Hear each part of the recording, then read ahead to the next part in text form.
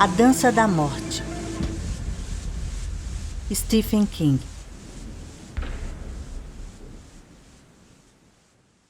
Capítulo 54. Trechos das minutas da reunião do Comitê Permanente da Zona Franca, 19 de agosto de 1990. Esta reunião teve lugar no apartamento de Stu Redman e Frank Goldsmith. Todos os membros do Comitê da Zona Franca estavam presentes. Stu Redman ofereceu parabéns a todos nós, inclusive a si mesmo, pela eleição para o Comitê Permanente. Propôs que fosse feita uma carta de agradecimento a Harold Lauder, assinada por todos do comitê. A moção foi aprovada por unanimidade. Stu. Uma vez que já cuidamos das velhas questões, Glenn Batman tem 2 itens a apresentar. Não sei mais do que vocês quais são os assuntos, mas desconfio de que um deles tem a ver com a próxima Assembleia Geral. Confere, Glenn. Glenn. Aguardarei minha vez. Stu. É típico de você. A principal diferença entre um velho bêbado e um velho professor universitário careca é que o professor espera sua vez antes de começar a falar pelos cotovelos. Glenn. Agradeço a você por essas pérolas de sabedoria texano-oriental.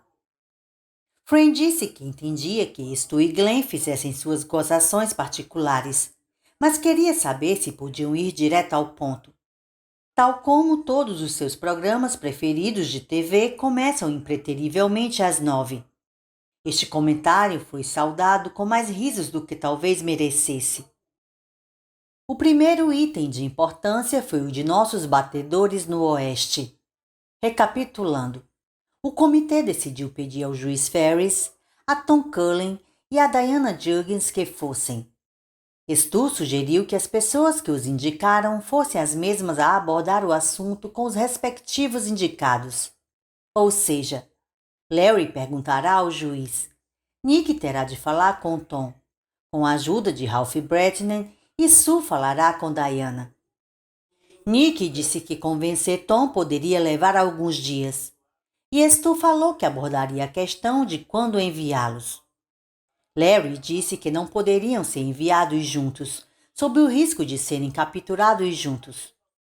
Continuou dizendo que tanto o juiz quanto Diana provavelmente suspeitariam de que enviaríamos mais de um espião, mas, desde que não soubessem seus nomes, não poderiam dar com a língua nos dentes.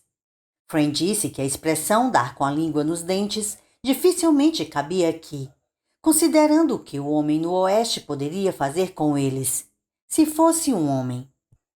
Glenn. Eu não seria tão pessimista se fosse você, Frank.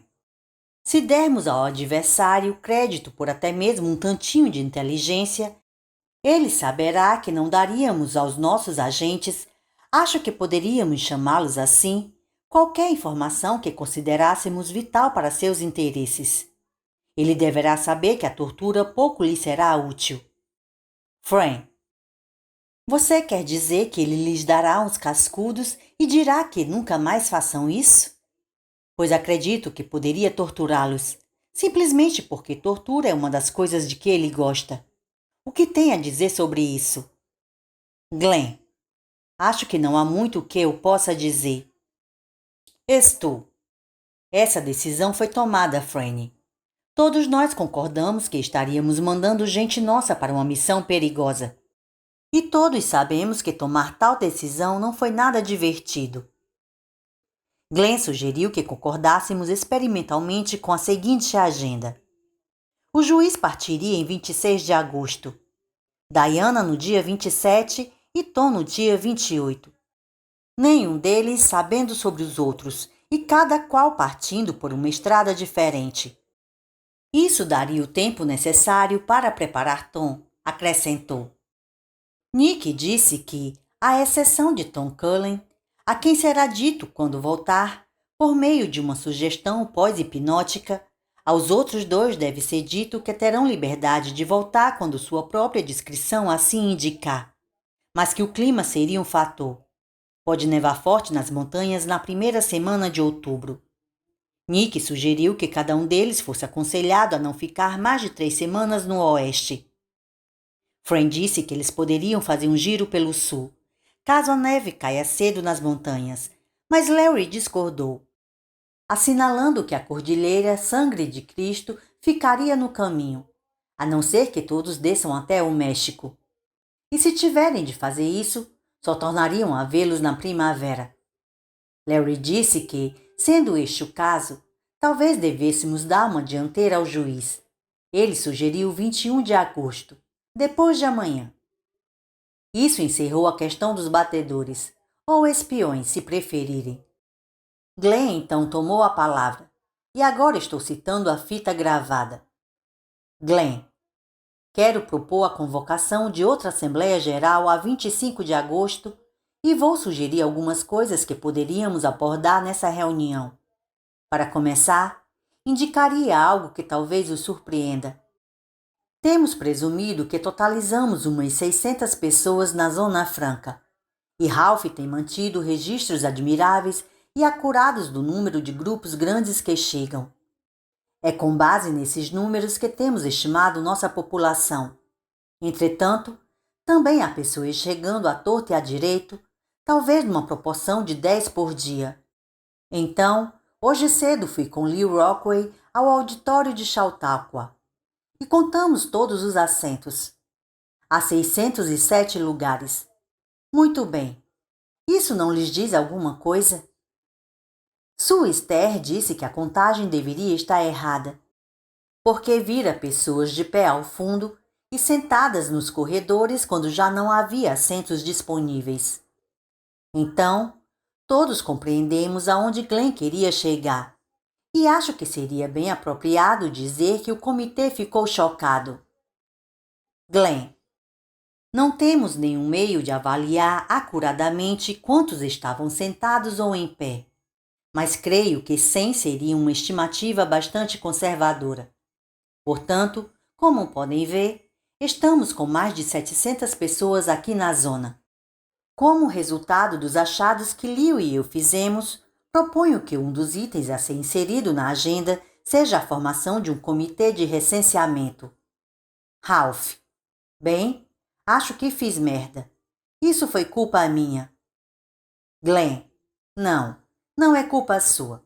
Você é o homem dos 7 instrumentos, Ralph, e acho que todos concordamos em que vem fazendo um excelente trabalho. Larry: assino embaixo. Glenn: mas, mesmo se estivéssemos recebendo 4 solitários por dia, isso ainda acrescenta quase 30 por semana. E meu palpite é de que estejamos recebendo mais de 12 ou 14. Eles simplesmente não chegam a nós e se anunciam, vocês sabem.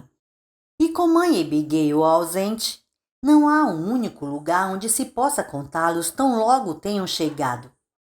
Frangold Smith então apoiou a moção de Glenn de que o comitê inserisse um comitê de recenseamento na agenda para a Assembleia de 25 de agosto, sendo este responsável pela manutenção de uma lista contendo cada habitante da Zona Franca. Larry: sou totalmente a favor, se houver alguma razão boa e prática para fazer isso. Mas... Nick: mas o que, Larry? Larry: bem, já não temos coisas demais com que nos preocupar para ficar jogando conversa fora com um monte de burocracia de merda? Fran: vejo um motivo válido exatamente agora, Larry. Larry: e qual é? Fran: bem, se Glenn estiver certo, isso significa que vamos precisar arranjar um local maior para a próxima assembleia. É a única solução. Se tivermos 800 pessoas aqui por volta do dia 25, jamais poderemos amontoá-las no auditório do Chautauqua. Ralph: meu Deus, não tinha pensado nisso. Eu disse a vocês que não estava apto para este trabalho. Estou. Relaxe, Ralph. Você está indo muito bem. Sue: bem, então onde é que vamos realizar a maldita assembleia? Glenn: espere aí. Uma coisa de cada vez. Há uma droga de uma moção esperando para ser votada. Foi votada e ganhou por unanimidade a inserção do Comitê de Recenseamento na agenda para a próxima Assembleia. Stu propôs então que a Assembleia de 25 de agosto se realizasse no Auditório Musinger, na Universidade de Colorado, cuja capacidade é maior, cerca de 1.000 pessoas. Glenn pediu a palavra, que lhe foi concedida novamente. Glenn: antes de continuarmos, gostaria de assinalar que existe outra boa razão para se ter um comitê de recenseamento. Uma bem mais séria do que saber a quantidade de pasta para as torradinhas a levar para o grupo. Deveríamos saber quem está chegando, mas também quem está partindo. Acho que tem gente indo embora, entendem?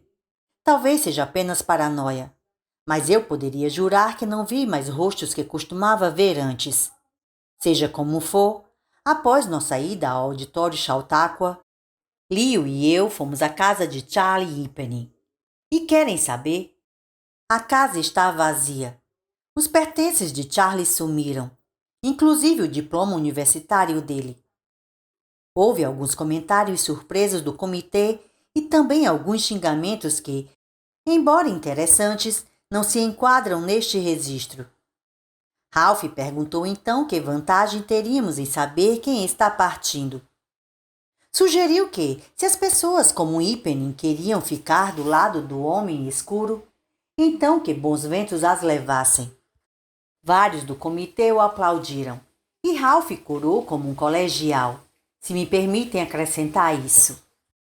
Sue: não, eu compreendo o ponto de vista de Glenn. Isso representaria um fluxo constante de informação. Ralph: bem, e o que poderíamos fazer? Botá-los na cadeia? Glenn: por pior que pareça, acho que deveríamos considerar seriamente esta questão. Fran: nem pensar. Enviar espiões, isso ainda posso engolir. Mas prender pessoas que vieram para cá, só porque discordam da maneira como estamos agindo? Por Deus, Glenn, isso é coisa de polícia secreta. Glenn: sim, concordo. Mas acontece que nossa situação aqui é extremamente precária. Você me coloca na posição de defensor da repressão, o que considero muito injusto. Estou perguntando a vocês se querem permitir que continue a evasão de cérebros, em vista de nosso adversário. Fran: ainda continuo detestando isso. Nos anos 50, Joe McCarthy tinha como alvo o consumismo. Nós temos o nosso homem escuro, como é maravilhoso para nós. Glenn: Fran, você está preparada para correr o risco de que alguém possa ir embora daqui com uma peça importante de informação no bolso? A de que mãe Abigail se foi, por exemplo? Fran: Charlie Ipeny pode dizer isso a ele. Que outras peças importantes de informação nós temos, Glenn? Na maior parte do tempo não ficamos perambulando por aí sem nenhum indício. Glenn: quer que ele fique a par de nossa força numérica? De como estamos indo na parte técnica? Que nem sequer ainda dispomos de um médico? Fran disse que preferia isso a começar a trancafiar as pessoas porque não gostavam do modo como fazíamos as coisas. Stu então propôs que arquivássemos toda a ideia de prender pessoas por opiniões contrárias. A moção foi aprovada, com Glenn votando contra. Glenn: é bom se acostumarem com a ideia de que terão de lidar com isso cedo ou tarde, e provavelmente mais cedo. Charlie Ipeny dar com a língua nos dentes para Flag já é ruim o bastante. Vocês só têm que perguntar a si mesmos se querem multiplicar o que Ipeny sabem por algum fator X teórico. Bem, não importa. Vocês já puseram em votação. Porém, há mais uma coisa. Fomos eleitos indefinidamente. Algum de vocês já pensou nisso? Não sabemos se o nosso mandato é de 6 semanas, 6 meses ou 6 anos. Minha sugestão é de que fosse de 1 ano, o que nos levaria ao fim do começo, nas palavras de Harold. Eu gostaria de ver a ideia do mandato de 1 ano na agenda da próxima Assembleia Geral. Mais um último item e termino. Governar por reuniões dos cidadãos, que é essencialmente o que temos, será ótimo por algum tempo, até ficarmos com uma população de umas 3.000 pessoas. Mas, quando as coisas extrapolarem, a maioria dos presentes nas assembleias será formada de claques e elementos dissidentes. A floração causa esterilidade. Pessoas querendo algum tipo de bandeira. Coisas desse tipo. Minha sugestão é de que precisamos refletir seriamente na maneira de transformarmos Bolden em uma república, em fins do próximo inverno ou começo da primavera. Houve uma discussão informal sobre a última proposta de Glenn, mas nenhuma ação foi tomada nesta reunião. Nick teve a palavra e passou algo a Ralph para ser lido. Nick, estou escrevendo isso na manhã do dia 19, em preparação para a reunião desta noite, e Ralph terá que ler como a última ordem de serviço. Ser mudo é às vezes muito difícil, mas tentei pensar em todas as ramificações possíveis do que estou prestes a propor. Gostaria de ver isso incluído na agenda de nossa próxima Assembleia Geral. Providenciar para que a Zona Franca crie um departamento da lei e da ordem, tendo Stu Redman como chefe. Stu. Isso é um tremendo abacaxi para eu descascar, Nick. Glenn. Interessante. Vai de encontro ao que justamente acabamos de debater. Deixe-o acabar, Stuart. Você terá sua vez. Nick. O quartel-general deste departamento da lei e da ordem seria na sede do condado de Bolden.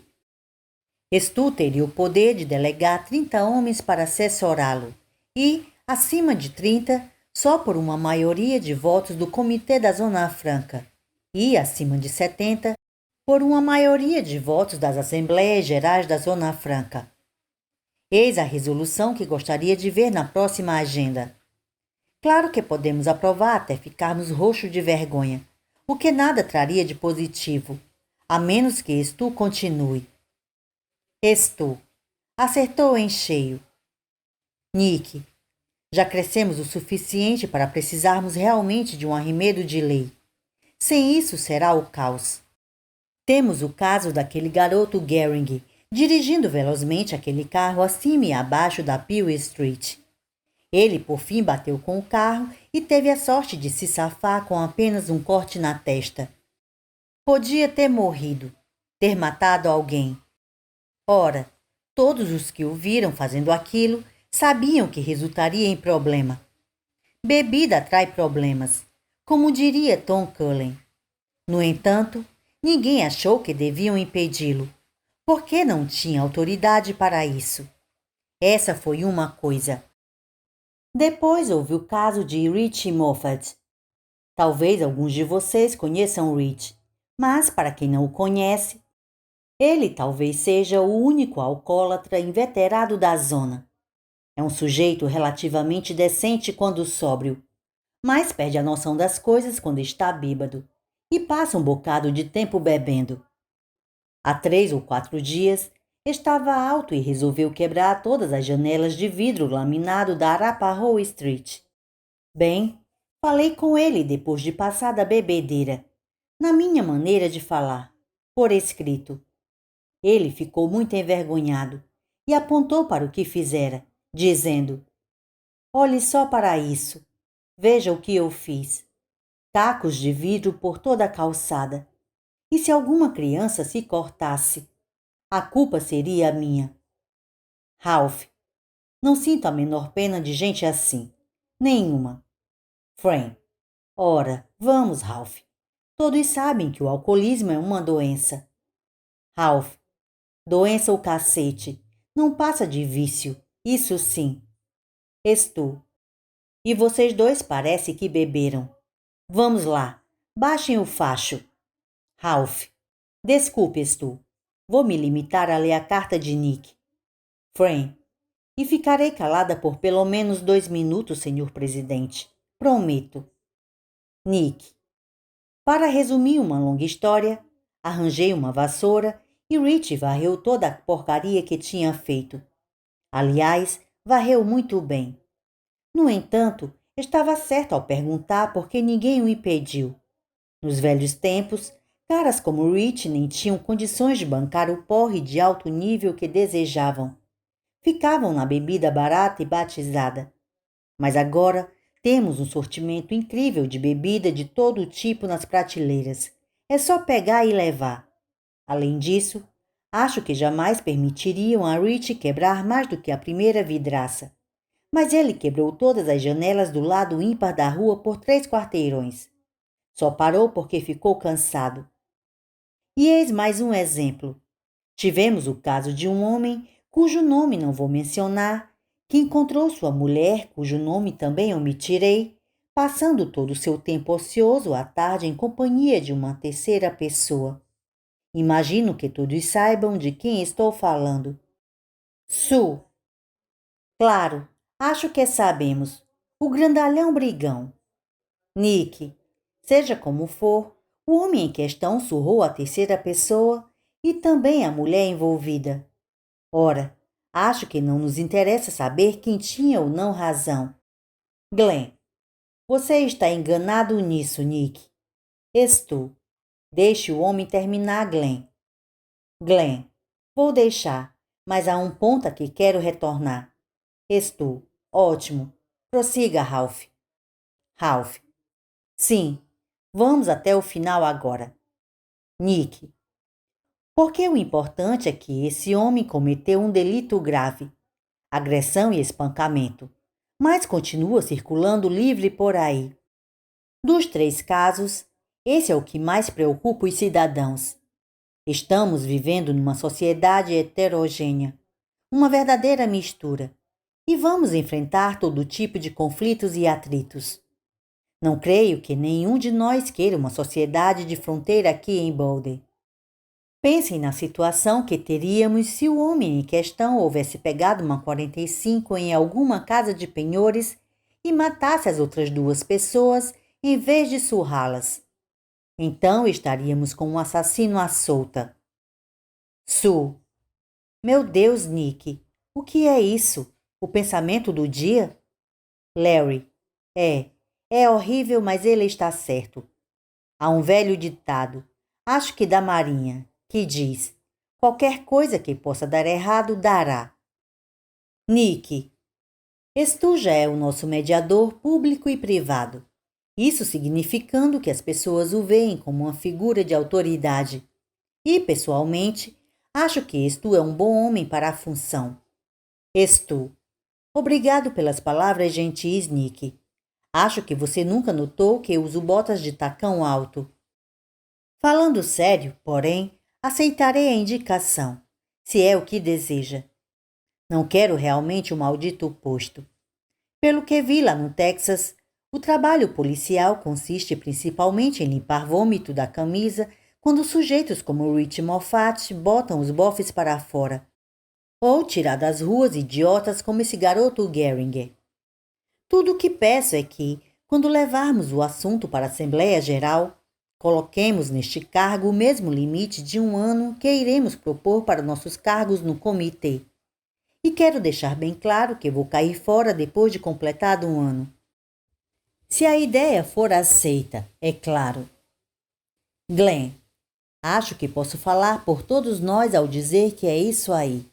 Quero agradecer a Nick por sua moção e deixar registrado que se trata de uma tacada de gênio, e apoio a moção. Estou. Muito bem. A moção está aprovada. Algo mais a ser discutido? Fran. Sim, há algo mais. Tenho uma pergunta. E se alguém estourar sua cabeça? Estou. Não acredito que... Fran. Não, você não acredita. Não acredita mesmo. Bem, o que é que Nick vai me dizer se tudo o que acham estiver errado? Ah, sinto muito, Fran. É isso que ele irá dizer? Seu homem está caído na sede do condado com um buraco de bala na cabeça e acho que cometemos um erro? Pelo amor de Deus, vou ter um bebê e vocês querem que ele seja Patty Garrett? Houve mais de 10 minutos de discussão, em sua maior parte irrelevante. E Fran, obediente secretária de atas, permitiu-se um bom choro antes de recuperar o controle. A votação para a indicação de Stu como xerife da Zona Franca foi de 6-1. E desta vez Fran não modificou seu voto. Glenn pediu a palavra uma última vez, antes que fosse encerrada a reunião. Glenn, isso é só uma ideia, novamente, não uma moção. Nada para ser votado, mas algo que deve ser bem pensado. Voltando ao terceiro exemplo de Nick sobre problemas de lei e ordem, ele descreveu o caso e terminou dizendo que a nós não importava quem estava certo ou errado. Acho que ele estava errado. Acredito que Stu seja um dos homens mais justos que já conheci. No entanto, a aplicação da lei sem um sistema judiciário não é justiça. É apenas vigilância regida pelos punhos.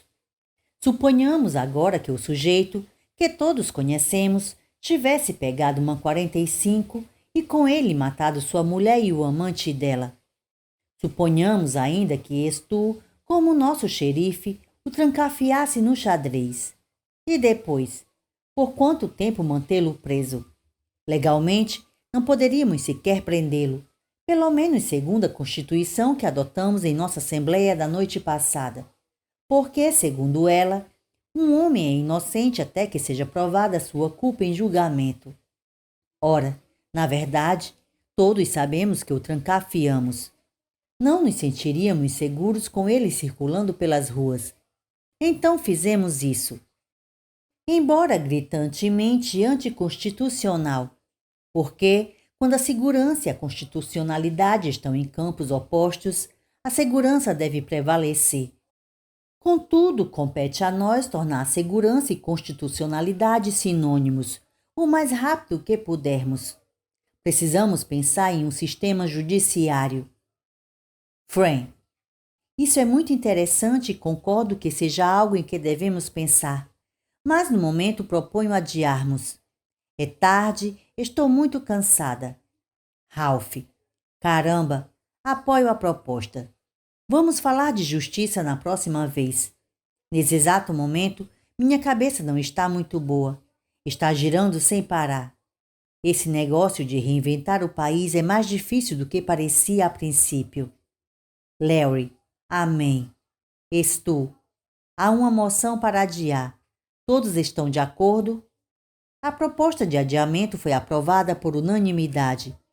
Frances Goldsmith, secretária. Por que está parando? Perguntou Fran quando Stu pedalou a bicicleta lentamente para o meio-fio e pousou o pé no chão. Ainda falta um quarteirão. Os olhos dela ainda estavam vermelhos do choro durante a reunião. Stu achou que nunca a vira com um aspecto tão fatigado. Essa história de xerife, começou ele. Stu, não quero falar sobre isso. Alguém teria de assumir o cargo, meu bem. E Nick estava certo. Sou a escolha lógica. Que se dane a lógica. E quanto a mim e ao bebê, não enxerga nenhuma lógica em nós, Stu. Eu devia saber o que você quer para o bebê, disse ele suavemente. Você já não me disse isso tantas vezes? Quero vê-lo criado num mundo que não esteja completamente louco. Quero coisas seguras para ele, ou ela. Também quero isso. Mas não vou dizer tais coisas na frente dos outros. Isso é algo entre nós dois. E você e o bebê são as principais razões por eu ter concordado. Sei disso, disse ela em voz baixa e sufocada. Stu pôs os dedos sob o queixo dela e a fez erguer o rosto. Sorriu para Fran, que fez um esforço para sorrir de volta. Era um sorriso cansado. As lágrimas rolavam pelo rosto, porém era melhor do que nenhum sorriso, afinal. Tudo vai correr bem, disse ele. Ela sacudia a cabeça de um lado para o outro, lentamente. Algumas lágrimas voaram para a cálida noite de verão. Acho que não, replicou ela. Sinceramente, acho que não. Ela ficou muito tempo acordada durante a noite, pensando que o calor só podia provir do fogo. Prometeu teve o fígado bicado por isso, e que o amor está sempre comprometido com sangue.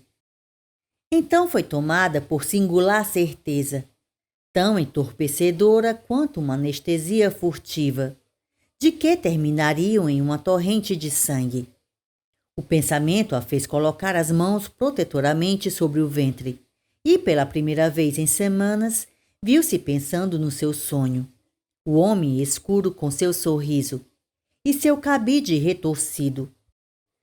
Além de procurar por mãe Abigail com um grupo de voluntários selecionados em seu tempo de folga, Harold Lauder fazia parte do comitê de sepultamento. Passou o dia 21 de agosto na carroceria de um caminhão basculante com mais 5 homens, todos usando botas, trajes protetores e grossas luvas de borracha Playtex. Chad Norris, o chefe do comitê de sepultamento, encontrava-se no lugar que denominara, com uma calma quase espantosa, de sítio de sepultamento número 1. Ficava a 15 quilômetros a sudoeste de Boulder, numa área que certa época fora destinada à mineração de carvão. O local era tão agreste e estéril quanto as montanhas lunares sob o ardente sol de agosto. Chad aceitara o posto relutantemente, porque um dia tinha sido ajudante de coveiro em Morristown, Nova Jersey. Não há nada de enterro nisso, dissera ele naquela manhã no terminal de ônibus Greyhound, entre as ruas Arapahoe e Walnut, que se tornara a base de operação do comitê de sepultamento. Ele acendera um Winston com um fósforo de madeira e sorria para os 20 homens sentados em torno. Quero dizer, trata-se de um enterro, mas não de um enterro enterrado, se é que me entendem. Houve alguns sorrisos tensos, o de Harold sendo o mais amplo entre eles. Seu estômago roncava constantemente porque não ousara comer nada como café da manhã. Não tivera certeza de poder conservar o alimento dentro de si, considerando-se a natureza do trabalho. Podia ter ficado com as turmas de busca à mãe Abigail, e ninguém murmuraria uma palavra de protesto.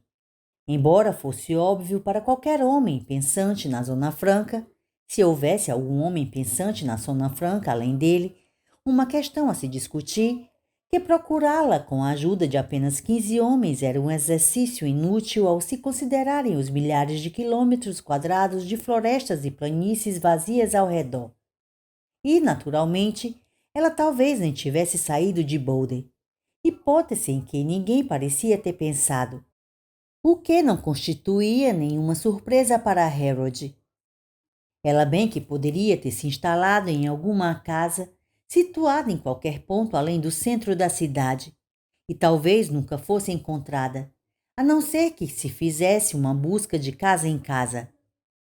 Redman e Andrews não tinham dito qualquer palavra de processo ao ouvirem a sugestão de Harold para que o comitê de busca aproveitasse um fim de semana para trabalhar uma espécie de busca ao entardecer. Isso deu a entender a Harold que também eles já davam o caso como encerrado. Ele poderia ter ficado no comitê de busca. Porém, quem é mais apreciado em qualquer comunidade? Quem é a pessoa mais confiável? Ora, o cara que faz o trabalho sujo, claro, e o faz com um sorriso. O cara que faz o trabalho que ninguém tem coragem de fazer. Vai ser como sepultar madeira empilhada. Chad disse a eles: se puderem enfiar isso na cabeça, tudo correrá bem. Alguns de vocês talvez vomitem no começo. Não há nenhuma vergonha nisso. Basta que se retirem para algum lugar onde os outros não possam ver. Depois de vomitarem, acharão mais fácil pensar dessa maneira. Madeira empilhada. Nada mais que madeira empilhada.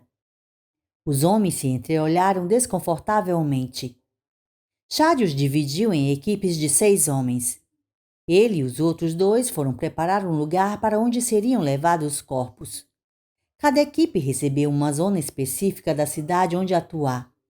O caminhão de Harold passara o dia na área de Table Mesa, abrindo caminho lentamente para o oeste. a partir da rampa de saída do posto de pedágio Denver-Boulder. Subiram a Martin Drive até o cruzamento com a Broadway. Desceram a Rua 39 e retornaram a 14, com casas suburbanas em uma extensão de terreno agora com uns 30 anos de idade, retroagindo ao tempo da explosão populacional de Boulder. Chad conseguira máscaras contra gás no arsenal da Guarda Nacional, porém só teriam de usá-la depois do almoço. Almoço? Que almoço? O de Harold consistiu em uma torta de maçã berries e isso fora tudo que conseguiu ingerir. Depois entraram na igreja dos Mormons, na parte baixa da Table Mesa Drive. As pessoas haviam corrido para lá, já infectadas pela epidemia, e era onde tinham morrido, mais de 70, exalando um fedor terrível. Madeira empilhada, repetiu um dos parceiros de Harold, em voz aguda, nauseada e risonha. Harold o contornara em passos trôpegos. Chegou a uma quina do aprazível prédio de tijolos, que outrora fora utilizada como sessão eleitoral em anos de votação. Ali despejou todo o recheio de torta de maçã e concluiu que Norris estivera certo. Sentiu-se bem melhor de estômago vazio. O trabalho de esvaziar a igreja exigiu-lhes 2 viagens e a maior parte da tarde. 20 homens, pensou Harold, para dar fim a todos os cadáveres em Boulder. Chegava a ser engraçado. Boa parte dos residentes fugira de Boulder como coelhos com medo do Centro de Observações Atmosféricas. Mas, ainda assim, Harold supôs que, se o comitê de sepultamento crescesse com a população, seria possível já terem colocado a maioria dos corpos debaixo da terra quando caísse a primeira nevasca forte. Não que ele esperasse ainda estar ali à ocasião. E a maioria das pessoas jamais saberia o quanto fora real o perigo de uma nova epidemia. Uma epidemia à qual não estavam imunes. O comitê da Zona Franca estava repleto de ideias brilhantes, pensou ele com desdém. O comitê seria excelente, enquanto seus membros pudessem contar com o bom e velho Harold Lauder para verificar se os cordões de seus sapatos estavam amarrados, claro. O bom e velho Harold se presta bem para isso. Mas não é bom o suficiente para participar da porra do comitê permanente. Ah, claro que não. Ele nunca prestou o suficiente nem para arranjar uma garota para ser seu par no baile de formatura no ginásio Angankit. Nem mesmo uma feiosa. Santo Deus, não. Não, Harold. Lembre-se, rapazes, quando descemos diretamente àquele proverbial lugar onde um mamífero peludo esvaziou os intestinos do capinzal, isso não é nenhuma questão lógica, analítica, nem mesmo uma questão de bom senso.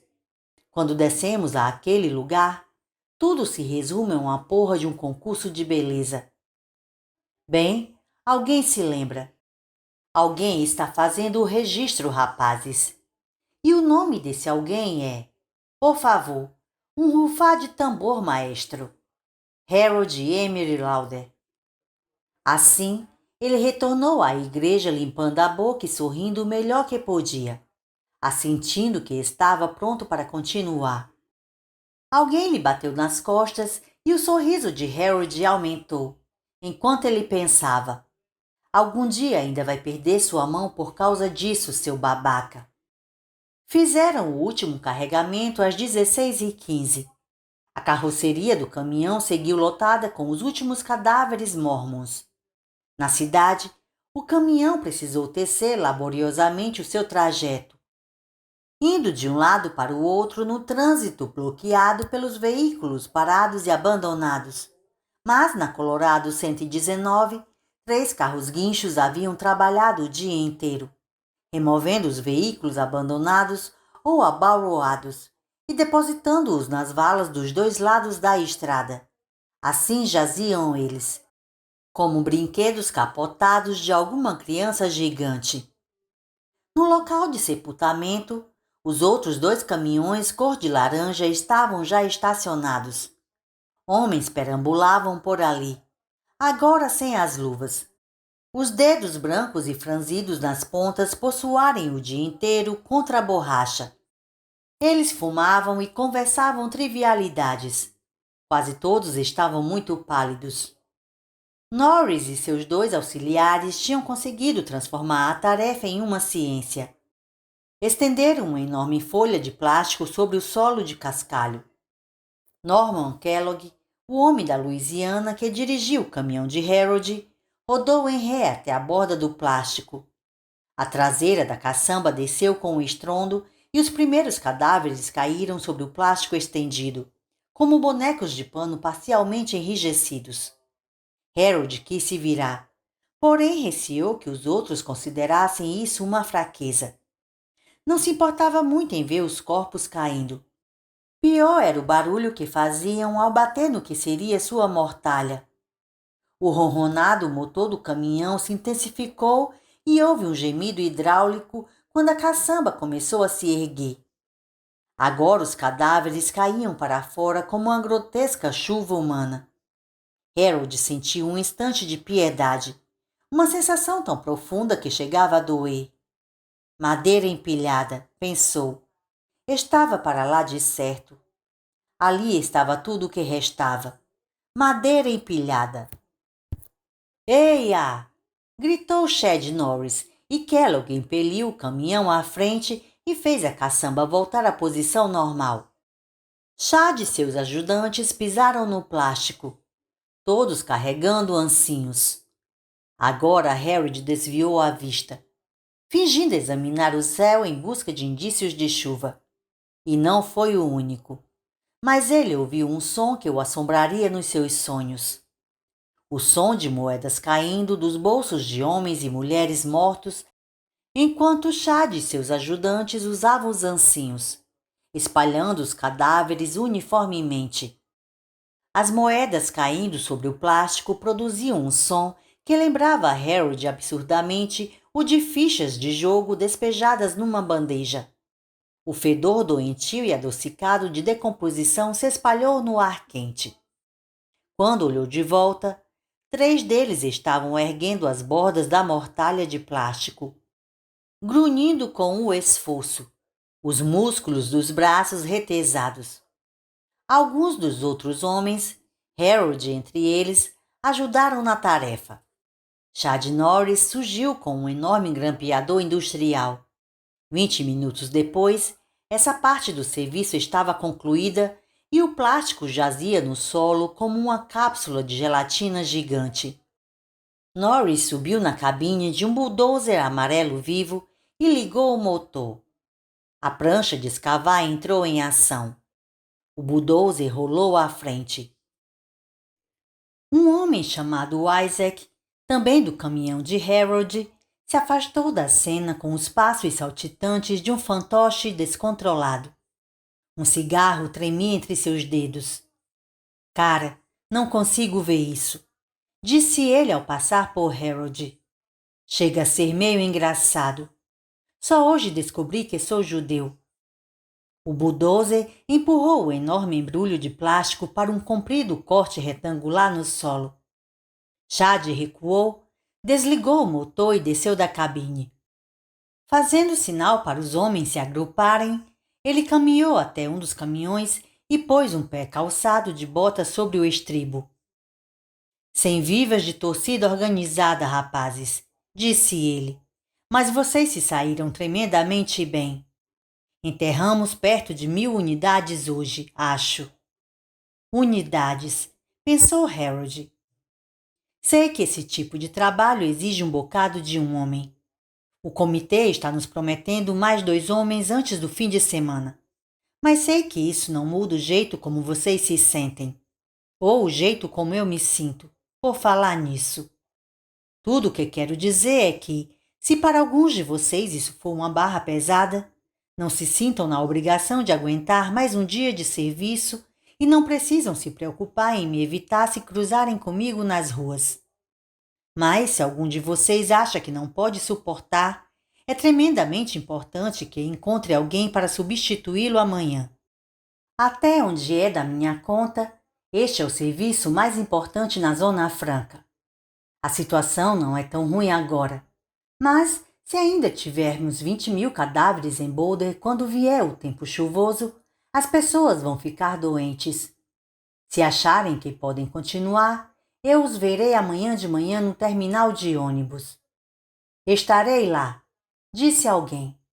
Eu também, disse Norman Kellogg. Depois de um banho de 6 horas esta noite. Risadas. Conte comigo, ecoou Isaac. Comigo também, disse Harold baixinho. É um trabalho sujo, continuou Norris numa voz baixa e cheia de emoção. Vocês são bons homens. Duvido se o resto deles reconhecerá isso algum dia. Harold teve uma sensação de união, de camaradagem, e lutou contra isso, subitamente temeroso. Isso não fazia parte do plano. Te vejo amanhã, Falcão, disse o Isaac e apertou-lhe o ombro. O sorriso de Harold foi perplexo e defensivo. Falcão? Que tipo de piada era essa? De mau gosto, claro. Sarcasmo barato. Chamar de Falcão o gordo e espinhento Harold Lauder. Ele sentiu o velho e sombrio ódio ressurgir, dessa vez dirigida ao Isaac. Um ódio que depois parou de crescer, em súbita confusão. Ele não era mais gordo, nem sequer podia ser chamado de robusto. Suas espinhas haviam desaparecido ao longo das últimas 7 semanas. O Isaac não sabia que ele tinha sido alvo de gozações na escola. Não sabia que o pai de Harold lhe perguntara uma vez se ele era homossexual. Não sabia que Harold tivera de carregar a cruz de ter uma irmã popular. E, se tivesse sabido, o Isaac não teria ligado a mínima. Harold subiu na carroceria de um dos caminhões, sua mente se revolvendo desamparada. De súbito, todos os rancores antigos, as velhas mágoas e as contas não ajustadas pareceram tão inúteis quanto o papel moeda que entupia as caixas registradoras do país. Poderia ser verdade? Poderia mesmo? Ele ficou em pânico, sozinho e assustado. Não, decidiu por fim. Era impossível ser verdade. Porque, vamos considerar, se você tem força de vontade suficiente para resistir ao baixo conceito dos outros, quando eles o consideram maricas, um constrangimento ou apenas um velho saco de merda, então ter de ter força de vontade suficiente para resistir a... Resistir a quê? A boa opinião dos outros a seu respeito? Esse tipo de lógica não era... Bem, esse tipo de lógica era loucura, não era? Uma velha citação aflorou-lhe a mente perturbada. A justificativa de um general para o confinamento de nipo-americanos durante a Segunda Guerra Mundial. Quando observaram a este general que nenhum ato de sabotagem ocorrera na costa oeste, onde era maior a concentração de japoneses naturalizados, ele respondera: o próprio fato de não ter havido sabotagem já é um indício de mau agouro. Este era ele. Era? O caminhão deles parou no estacionamento do terminal de Greyhound. Harold saltou por sobre a lateral da carroceria, refletindo que até sua coordenação havia melhorado 1000%. Fosse pelo peso que perdera, pelo exercício constante ou por ambas as coisas. O pensamento lhe retornou, teimoso, recusando-se a ser sepultado. Eu poderia ser um esteio dessa comunidade. Mas eles o tinham esnobado. Isso não importa. Tenho cérebro para arrombar a porta que bateram na minha cara. E creio que terei peito para abri-la, mesmo que não esteja trancada. Porém, pare com isso. Pare. Você poderia muito bem estar usando algemas e correntes nas pernas com essa palavra impressa em todas elas. Porém, porém, porém. Será que não pode parar com isso, Harold? Não pode, pelo amor de Deus, descer da porra deste seu pedestal? Ei, cara, você está bem? Harold se sobressaltou. Era Norris, voltando do escritório do despachante que passara a ser o seu. Parecia cansado. Eu? Ah, estou ótimo. Estava só pensando. Bem, continue. Parece que toda vez que faz isso, você imprime dinheiro para este negócio. Harold sacudiu a cabeça. Não é verdade. Não? Chad não insistiu. Quer que o deixe em algum lugar? Não precisa. Tenho meu helicóptero. Quer saber de uma coisa, Falcão? Acho que a maioria desses caras vai mesmo voltar amanhã. Eu também vou. Harold caminhou até sua moto e subiu nela. Viu-se saboreando seu novo apelido, embora um tanto a contragosto. Norris sacudiu a cabeça. Eu nunca teria acreditado nisso.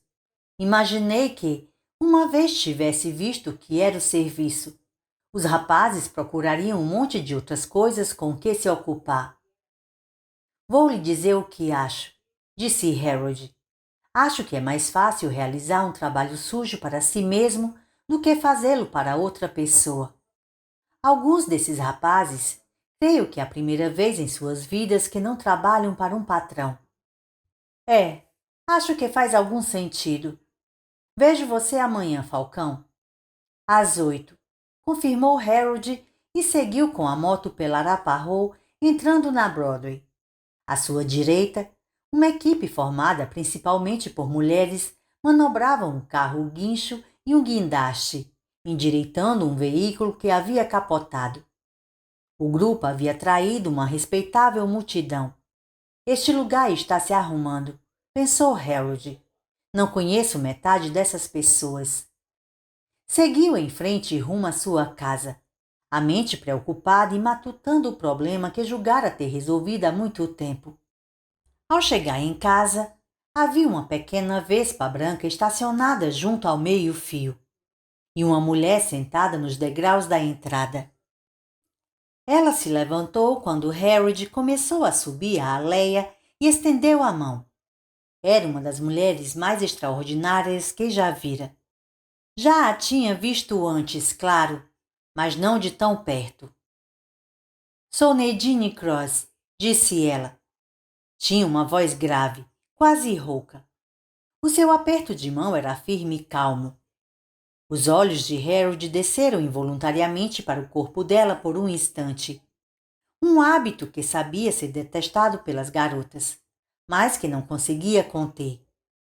Mas ela não pareceu se importar.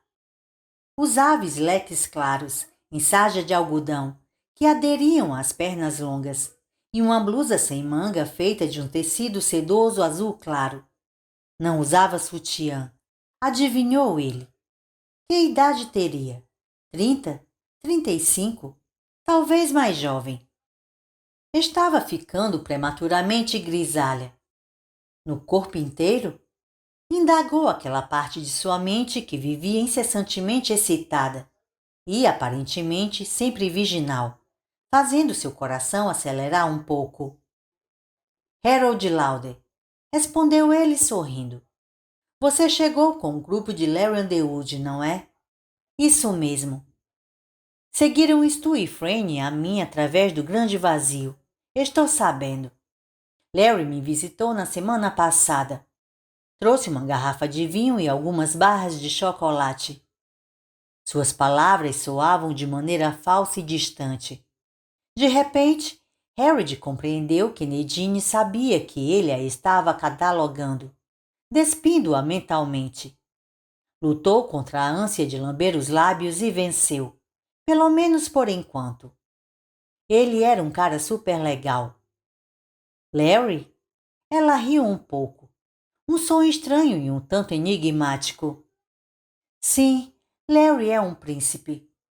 Os dois se entreolharam por um momento. Harold jamais havia sido examinado por uma mulher cujos olhos fossem tão francos e especulativos. Ficou de novo ciente de sua excitação, de um cálido nervosismo no ventre. Bem, disse ele, em que posso servi-la esta tarde, senhorita Cross? Para começar, pode me chamar de Nadine. E também poderia me convidar para jantar. Isso nos tomaria algum tempo. Aquele senso de excitação nervosa começou a se espalhar. Aceitaria ficar para jantar, Nadine? Com imenso prazer, respondeu ela e sorriu.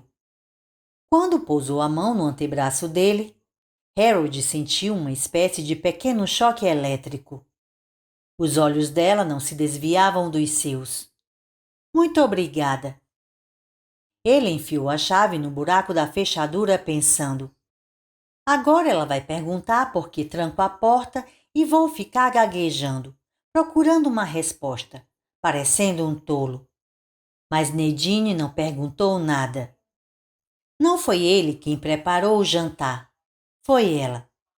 Harold chegara ao ponto em que achava impossível produzir uma refeição minimamente decente à base de enlatados. Mas Nadine saiu-se muito bem. Recordando de súbito o que estivera fazendo o dia inteiro, ele perguntou se ela aguardaria uns 20 minutos, e Nadine, por certo, estaria ali por causa de uma questão muito mundana, alertou-se Harold em desespero, enquanto ele tomava um banho. Quando voltou, tendo usado 2 bons baldes de água para se limpar, ela manejava coisas na cozinha. A água fervia alegremente no fogão a botijão de gás. Quando Harold entrou na cozinha, Nadine despejou meia xícara de macarrão dentro da panela. Algo líquido fervia em fogo brando no outro bico de gás, dentro de uma caçarola. Ele inspirou um aroma combinado de sopa de cebola, vinho tinto e cogumelos. Seu estômago roncava. O dia de trabalho penoso mal terminara, mas agora era de repente substituído por um apetite voraz. O cheiro está fantástico, disse ele. Você não deveria estar cozinhando, mas não lamento por isso. É uma caçarola de estrogonofe, disse ela, virando-se para sorrir-lhe. Estritamente improvisada, lamento dizer. Carne enlatada não é um dos ingredientes recomendados quando este prato é feito nos restaurantes mais finos do mundo. Porém, ela deu de ombros, indicando as limitações a que todos ali estavam submetidos. Foi muita gentileza sua se dar a este trabalho. De jeito nenhum. Ela lhe lançou outro olhar especulativo. Virou-se a meio para ele, o tecido sedoso da blusa retesado sobre o seio esquerdo, moldando-o suavemente. Harold sentiu um calorão subindo por seu pescoço e desejou não ter uma ereção. Nós vamos ser muito bons amigos, disse ela. Vamos, mesmo? Sim. Ela se voltou para o fogão, parecendo encerrar o assunto e deixando Harold diante de inúmeras possibilidades. Depois disso, a conversa consistiu estritamente em trivialidades, fofocas sobre a Zona Franca em sua maior parte. Já havia um farto suprimento disso. Em dado momento, quando estavam em meio à refeição, ele tentou perguntar de novo o que a havia levado até ali, mas ela se limitou a sorrir e sacudir a cabeça. Gosto de ver um homem comer bem. Por um instante, Harold imaginou que Nadine devia estar falando sobre outra pessoa e então percebeu que era com ele. E comeu. Serviu-se 3 vezes de estrogonofe e, em sua opinião, a carne enlatada não desmereceu o prato em absoluto. A conversa parecia fluir sem dificuldade, deixando-o livre para quietar o leão em sua barriga e olhar para ela. Achara-a impressionante? Ela era linda, madura e linda. Os cabelos, que puxara para trás num rabo de cavalo a fim de cozinhar com mais facilidade, estavam entremeados por fios alvíssimos, não grisalhos, como pensara a princípio. Os olhos eram escuros e sérios, e, quando se focalizavam nos deles sem hesitação, Harold sentia-se confuso. A voz de Nadine era baixa e confidencial.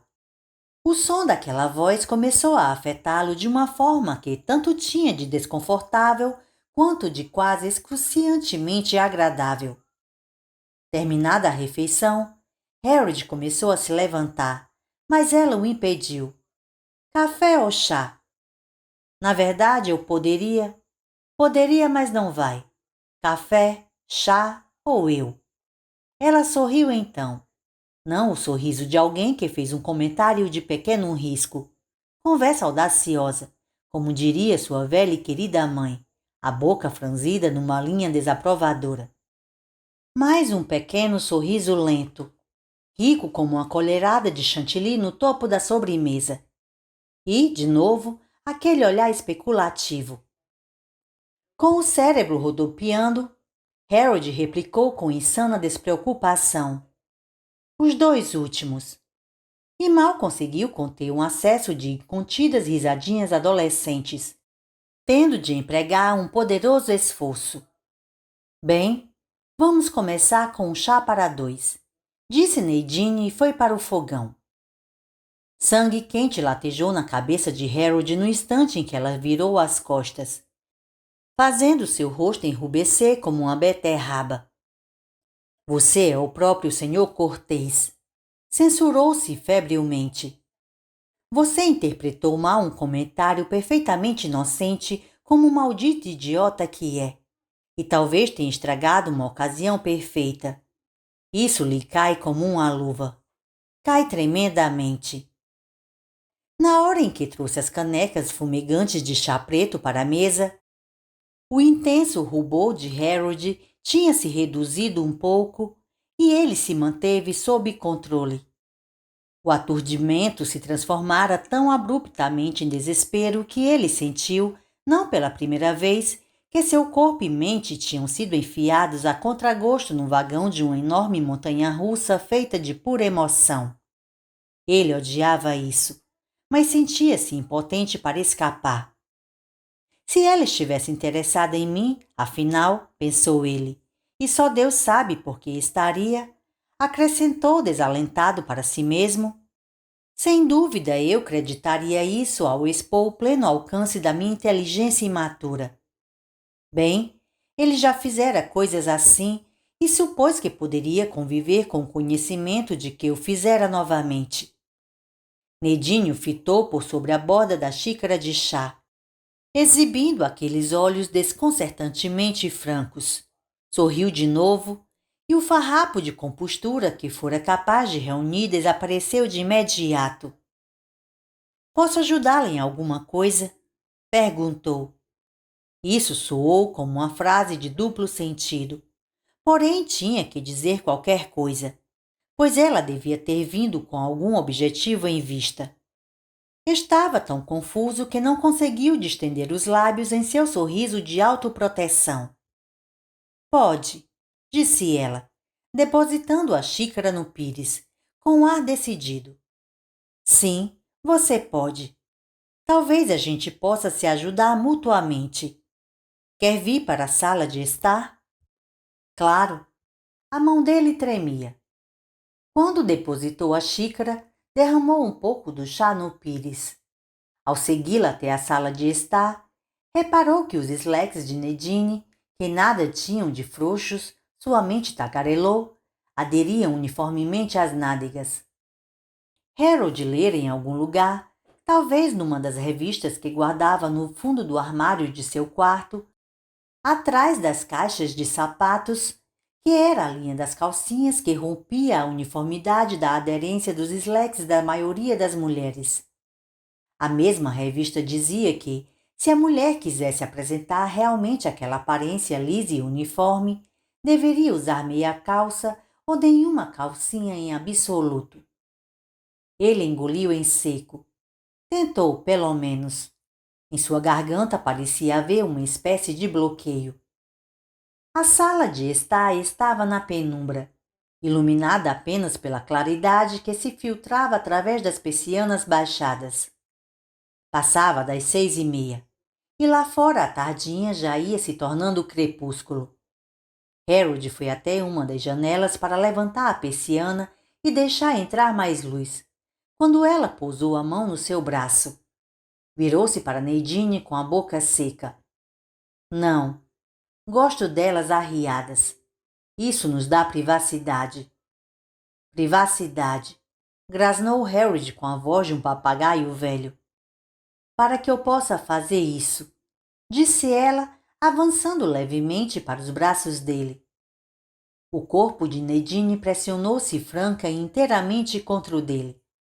Era a primeira vez na vida de Harold que algo assim lhe acontecia, de maneira que sua surpresa foi total. Podia sentir a pressão macia e individual de cada seio através da blusa azul e sedosa de Nadine. O ventre dela, firme porém vulnerável, achatou-se sobre o seu, não recuando ao sentir a ereção. Ela exalava um cheiro adocicado, talvez de perfume, ou talvez fosse apenas seu próprio cheiro. Aquilo parecia um segredo contado que irrompe, revelador, sobre o ouvinte.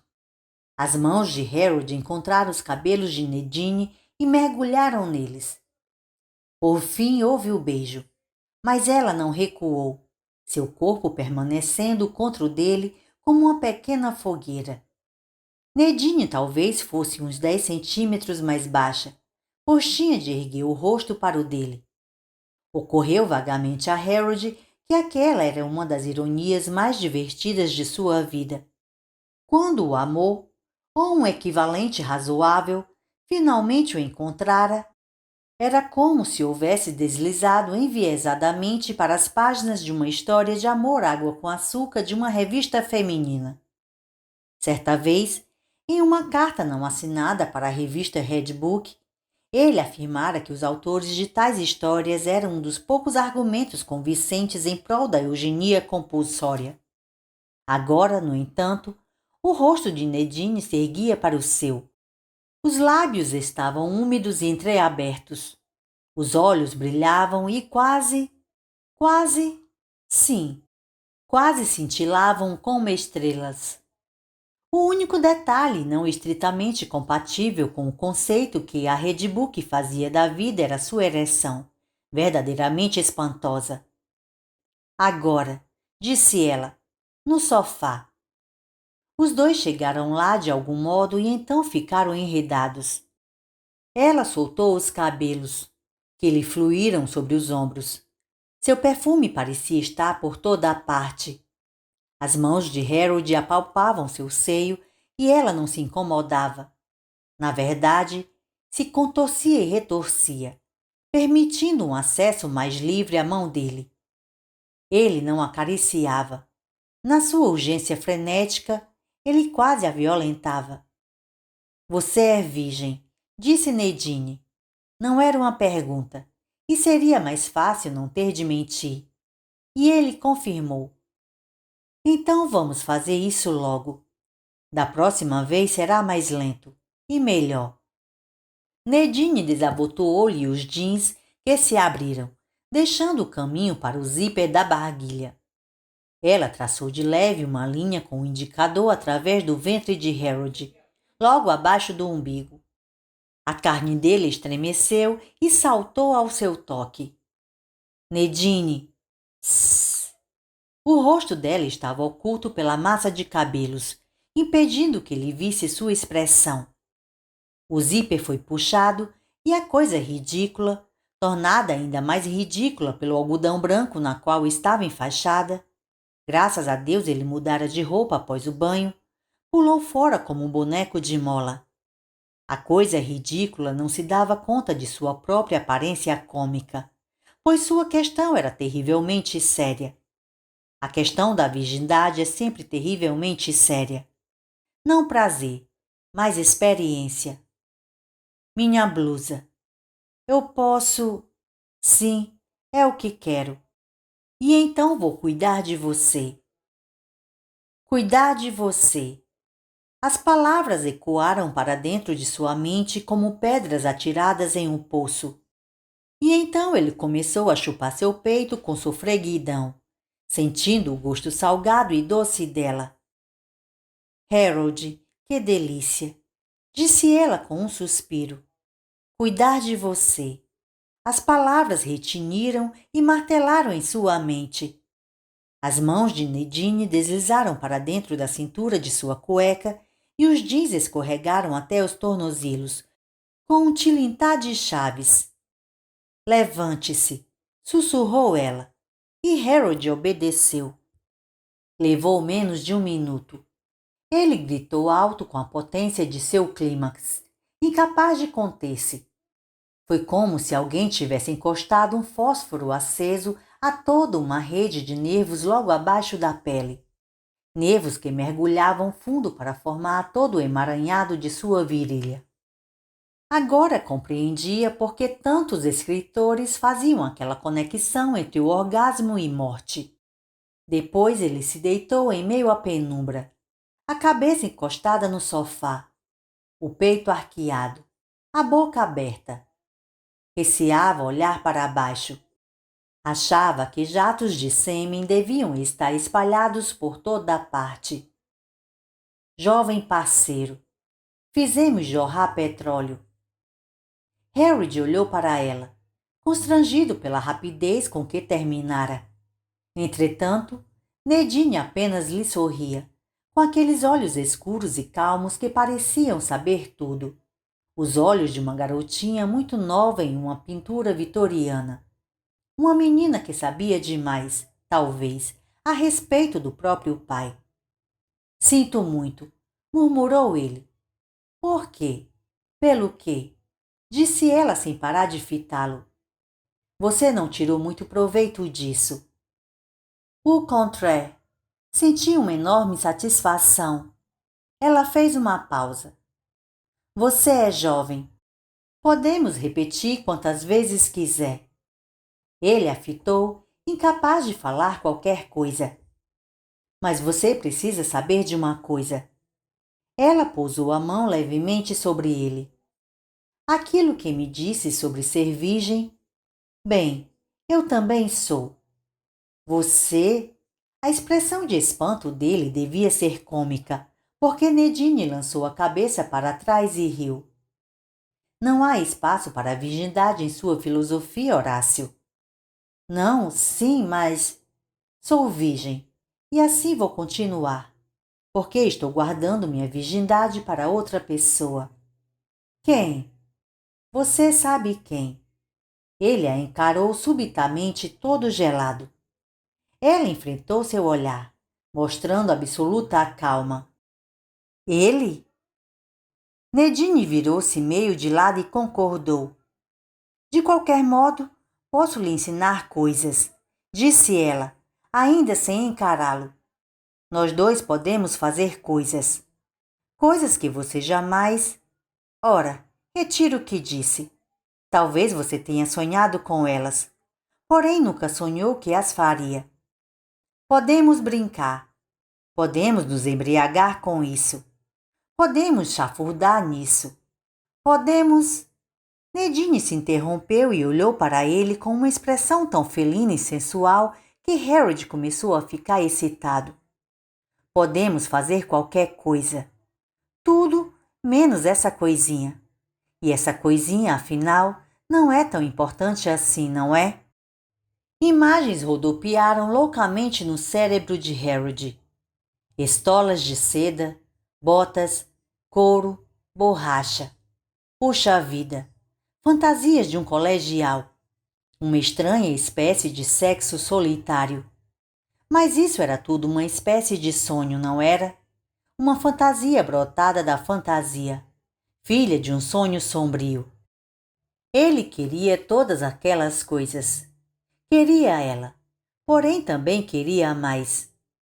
A questão era, até que ponto fixaria a situação? Você pode me contar tudo. Serei sua mãe, ou sua irmã, ou sua puta, ou sua escrava. Tudo o que quiser fazer. É só me contar, Harold. Como isso ecoava em sua mente. Como o intoxicava. Ele abriu a boca e a voz que emergiu foi tão dissonante quanto o badalar de um sino rachado. Mas por um preço. Não é correto? Por um preço. Porque nada é de graça. nem mesmo agora, quando tudo está dando sopa por aí, esperando para ser apanhado. Eu quero o que você quiser, disse ela. Sei o que está no seu coração. Ninguém sabe disso. O que está no seu coração está escrito no seu livro Razão. Eu poderia lê-lo. Sei onde está, mas não preciso fazer isso. Ele teve um sobressalto e olhou para ela com terrível sensação de culpa. Ele costumava estar debaixo daquela laje solta ali, disse ela apontando para a lareira. Mas você o trocou de lugar. Agora está atrás do isolamento no sótão. Como sabe disso? Como você sabe? Sei porque ele me contou.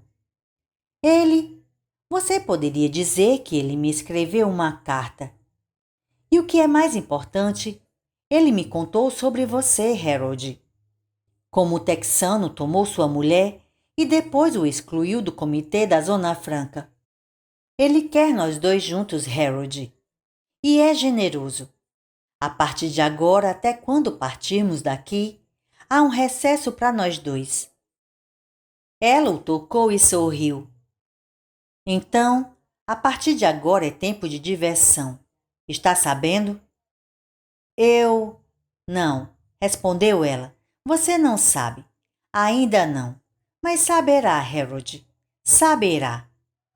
De modo insano, ocorreu-lhe dizer a ela que o chamasse de Falcão. E depois, Nadine? O que ele quer depois? O que você quiser.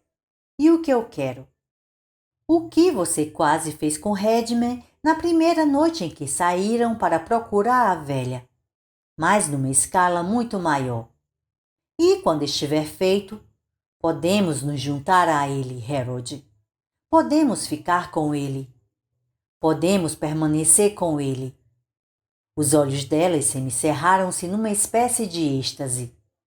Talvez, paradoxalmente, o fato de ela amar o outro, mais entregar-se a ele, poderia realmente usufruir isso. Atizou de novo seu desejo, quente e opressivo.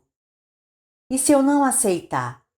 Perguntou ele, os lábios frios e enxágues. Ela deu de ombros e o movimento fez os seios oscilarem sedutoramente. A vida continua, não é mesmo, Harold? Tentarei outro meio de fazer a coisa que tenho de fazer. Você segue em frente. Cedo ou tarde, encontrará uma garota que queira fazer essa coisinha para você. Entretanto, essa coisinha fica muito tediosa depois de algum tempo. Tediosa demais. Como pode saber? Perguntou ele e deu um sorriso enviesado para ela. Sei porque sexo é vida em miniatura e a vida é tediosa. Tempo perdido numa variedade de salas de espera. Você poderia obter suas pequenas glórias aqui, Harold, mas a troco de quê? No todo será uma vida enfadonha, para baixo, e você sempre recordará de mim sem a blusa, e sempre imaginará como eu parecia completamente nua. Você vai imaginar como teria sido me ouvir falando sacanagens para você, ou espalhando mel sobre seu corpo e depois lambê-lo todo. E você vai imaginar... Pare com isso. Ele tremia todo, mas ela não parou. Acho que também vai imaginar como teria sido no seu lado do mundo, disse ela. Mais do que qualquer coisa e tudo mais. Talvez eu... Decida, Harold. Vai pôr minha blusa de volta ou tirar minha roupa toda? Por quanto tempo ele pensou? Não sabia dizer. Mais tarde, nem mesmo teve certeza de ter meditado sobre o assunto. No entanto, ao falar, as palavras tiveram um sabor de morte em sua boca. No quarto. Vamos para o quarto. Nadine sorriu para ele. Um sorriso de triunfo com tal promessa sensual que Harold estremeceu, evitando sorrir em resposta. Ela pegou a mão dele. E Harold Lauder, sucumbiu ao seu destino.